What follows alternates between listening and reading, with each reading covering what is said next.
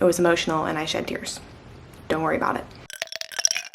Good morning. I wanted to do a little bit of a different type vlog today. It is a work day. It's a little bit of a different work day for me, but I really wanted to focus in on like kind of get to know you, kind of dropping facts about myself. I'll try to make it interesting, but there have been new subscribers on the channel, and I think obviously like you could go start in 2020 and watch every video up until this point, and then like you kind of get to know who I am, but I do want to do more of an introduction so that if you've seen like one of my educational social work videos and you're like, who is this girl? That this video can kind of just be like a fun chit-chatty one. Most of my vlogs I try to have be more beneficial to you, like, you know, offering advice or mindset or education type deal. And so this one feels like a little bit out of my comfort zone in that my goal is to talk about myself, but also, like I said, I've pulled some fun questions and I'll try to kind of go through the day and have that be the focus. But as I mentioned, today is a different type of work day, and that's because I'm doing my CPR training, which I'm so not excited for. This is my 4th CPR training in the past 2 years because I just keep having to get trained. They're good for 2 years, but it's like there's a lot that goes into it. This is my 4th one, and the fun part is I'm going to a facility I've never been to before. I'm a little bit nervous, not like really, I'm kind of curious too. It's like the facility I'm going to today for the training, I feel like is the comparison of like a true prison. Like it's like prison, whereas I go to like baby jail. It's still juvenile, but like I feel like I go to baby jail on a regular, and this is like the trenches. So I'm kind of curious because I've never been there before. I have to leave right soon, but I have this just like whole big long list of interesting questions. It's like the deep questions to get to know someone, and so maybe we'll just like do 5 at a time or something like that. Number 1, where did you grow up? I grew up in Columbia, Missouri. It's where the University of Missouri is. So I grew up in a college town, and I lived there until I was 18, when then at that point I went out of state to college. I went to the University of Alabama, where I knew like 2 people and didn't even know them well, and I was there for 3 years before then I moved to Atlanta in 2021, and then I've been here ever since. Oh, question 2 is, where do you currently live? Hi, I live in Atlanta. How tall are you? I am 5'3". What sports do you play or have you played? Whenever I was little, I did both gymnastics and ballet. Gymnastics I stopped when I was like 10 or 11, and then ballet I continued to do until I was 17. I'll put in some pictures because I was actually looking last night at some pictures and was like, oh wow, like my ballet days. But I did ballet from when I was either 3 or 4 until I was 17. Loved it. Like I really enjoyed it, but it was just time to be done whenever it was done. And then I started weightlifting when I was 15 as part of like my PE class in school. I was in a strength training class, and so I started weightlifting then, and then that's something that has continued into current day. So it's not really like my sport necessarily, but it is, you know, the way that I move my body now that is different. No sports with balls though. No sports with balls. Do you speak any languages, and how well? I speak English, and I used to speak Spanish better than I could now. I very much have lost like any skill that I worked to maintain, which, well, skill that I worked to learn, because I really didn't work to maintain it. But I took French from middle school until high school. In college I switched to Spanish, and then I studied abroad, so it was like immersive Spanish for 2 months in 2019, and then coming back from that I was killing it. I was doing good with the Spanish, and then I have now forgotten it all. So one language wonder. And then last for right now is, are you in a relationship? Yes, and if you've seen some of the videos, Zach shows up where I like mention him time and time again, but Zach and I have been dating since we were 16. So high school sweethearts, 6.5 years I think that is at this point, but I live with him. We're big fans of Zach around here, and now I gotta head to the new facility so that I'm not late for my CPR day. I decided instead of spending lunch just like in my car in the parking lot, I would try to find somewhere nature-y nearby. Because I was thinking maybe there'd be like picnic tables or something outside of where I'm at today. There's not, but there might be at this trail or something. I don't know. But figure we could do a few more questions while I have my break from CPR. So another one was, how do you most like to spend your days off? Which is kind of fun because I feel like you get to see my favorite kinds of days off. But I think some of my favorite activities to just like incorporate into a week as I can are the kind of soft living type, like book shopping, finding a new coffee shop, spending time outside, reading, relaxing, maybe getting a good workout in, getting good food. All of those are definitely favorite activities of mine. And then another question was, where is next on your travel bucket list? Which is kind of fun because in just over a month from now, I will be making an international trip and I'll be going to Colombia in South America. So that is next on my travel bucket list, and I've never been to South America before. I've been to Central America before. I've been to, obviously, North America before, but this will be the first time in I think this will be the first time in the Southern Hemisphere. That's pretty cool. Next was, what type of music are you into? And I feel like I'm kind of into just a lot where it's hard to describe a specific taste. I like songs the best that I already know and that I can sing along to. Granted, obviously new songs make their way into the mix occasionally, but I'm definitely like 2010, 2016 releases are a sweet spot for me. But I listen to indie, I listen to folk, I listen to hip hop, I listen to R&B, I listen to trap music, I listen to pop music. Like it's a wide variety depending on the mood. But my favorites are the ones that I already know and can sing along to.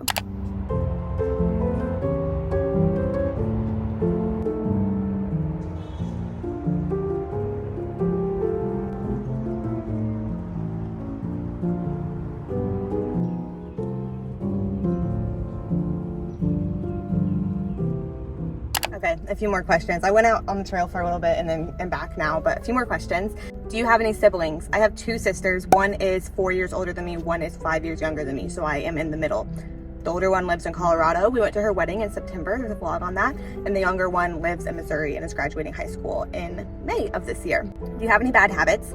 I feel like my bad habit, well, okay, I'll start with a deep one. A deep one, I can never find a balance between doing too much and doing too little. I feel like I'm either being like a sloth and not doing enough, or I'm overexerting myself and working like 65 hours a week. I don't have a good middle ground, and I feel like that's a very bad habit to either be doing nothing or be doing way too much. I feel like on like a less deep scale though, I definitely have clothes that like land on the floor instead of going into a laundry basket. Lots of times it's because it's like half clean clothes that can't get hung back up but aren't quite ready to be cleaned. But Zach would definitely tell you that's a bad habit of mine. And the last one for lunch, it said describe your eye color. So here, you can see them. I believe that they're hazel. Sometimes I wear things that make them look like green, like mossy green. I really like when that happens, but also some days they just look straight brown. But they're brown with a little like tinge of green in them. The definition of hazel, gosh. Now I'm stuck at a train, so what better thing to do than, are you an introvert or an extrovert? I'm definitely more of an introvert. I am an introvert because I need that recharge time.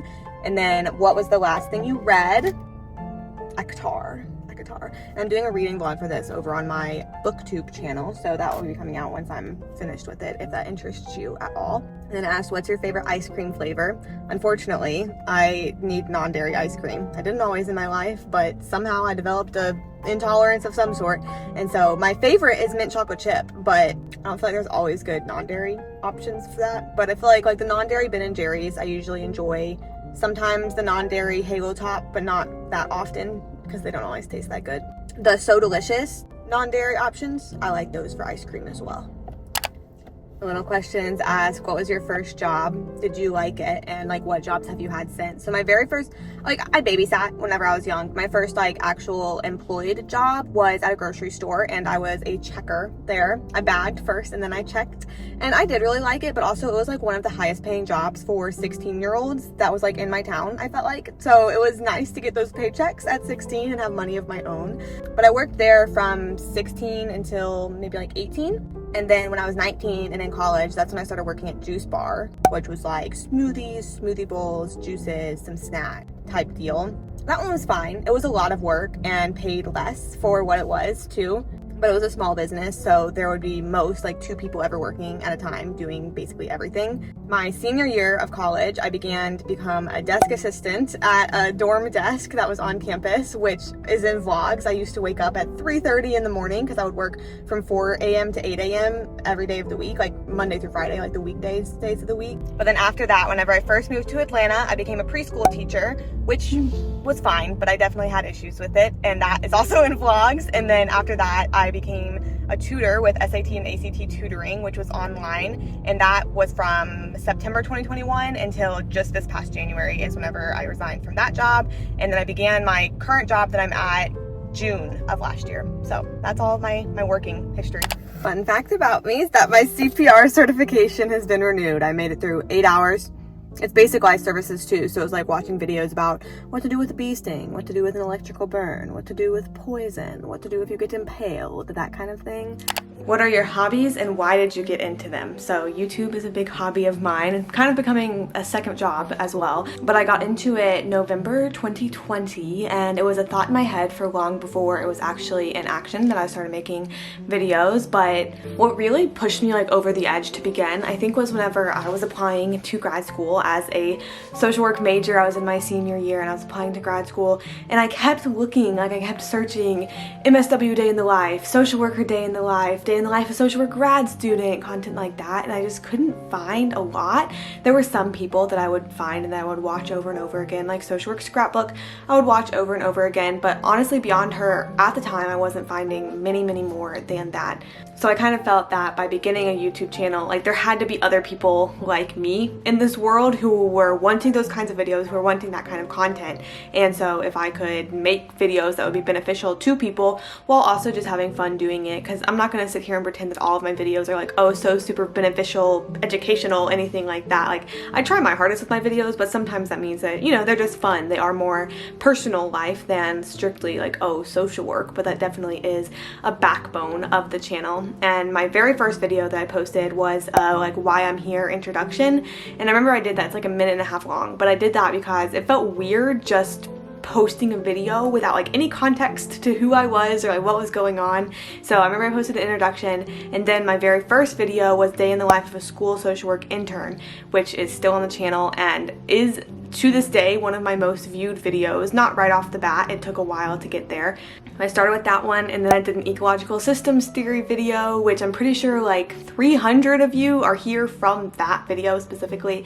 That is my most viewed video, which is just kind of crazy because it's like those are my first videos that I posted. So I guess the ideas were good, you know, people wanted to search them, but also the production value is not good because they were the first videos I posted, and like I said, are, if not the most viewed, one of the most viewed on my channel as a whole. I do think my channel now is pretty similar to the same like intentions that it was whenever I first began, because I remember a big thing that I wanted whenever I was starting a video was like, I don't want to post videos just to post them. I want there to be some sort of meaning, some sort of theme going on, whether that even is like pretty implicit instead of like specifically saying like, oh, the theme of this video is to allow yourself to rest. Like I might not title it that and say that in the video, but like through the days that I show, try to model choices, behavior, life that I know would have been beneficial for me to see whenever I was younger. That's kind of why I was saying like this video in specific is out of my comfort zone, because it's like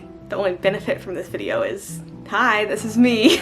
But that definitely has been the biggest and like most life-changing, I feel like, hobby that I have engaged in. But beyond YouTube, I do like to read, as we know. I feel like that's a tough one, like how did you get into it, because it's just been a wave up and down throughout my life, but from when I was 3 years old I liked to read, so it's just kind of maintained itself. I like to cook. I've been getting better, I think, at cooking and just trying out new recipes. It's been fun to kind of dive more into. I went through a puzzle phase. I'm kind of out of my puzzle phase because they started stressing me out, but they were a hobby for a while. Do a couple more questions while I'm sitting here. What's one thing that can instantly make your day better? I think for me, something that is like guaranteed to instantly make my day better is whenever something gets knocked off the to-do list that's just like constantly in my mind that I didn't have to do. I feel like a lot of my mental stress throughout the day, which I think a lot of people relate to, is like having just the nagging thoughts of like, oh, I need to do this, oh, I need to do this, oh, I need to do this, oh, this needs to get done, all of that. And so I think something that just instantly makes my day better is like, if I come home and I was planning on cleaning the kitchen and it had been like weighing heavy on me all day and then the kitchen's clean, that unmatched feeling. I guess then if it's not obvious, my love language is acts of service. What's your personality type? So going through all of the ones that I know, as far as Myers-Briggs goes, I'm an INFJ. I forget what that means, but I know like on the website it's the one that looks like Dumbledore. INFJ. Enneagram, I'm a 9-wing 8. Which honestly kind of goes with what I was talking about before about like the bad habit of doing too little or doing too much, because with Enneagram, with 9s, it's like in their growth track, they move towards 3s, which are like achievement and productivity and like getting stuff done, but in a good, healthy way, or maybe not always in a good, healthy way for the 3, but in 9s in their stressful state go towards 6s, and that's like more of the sloth of a 9. Sloth and anxiety. So, I mean, I feel like it rings true for me. I'm trying to think what other personality types there are. I'm an Aquarius, which I think makes me like edgy and not like other girls. I'm complex and mysterious. I can't think of other personality types.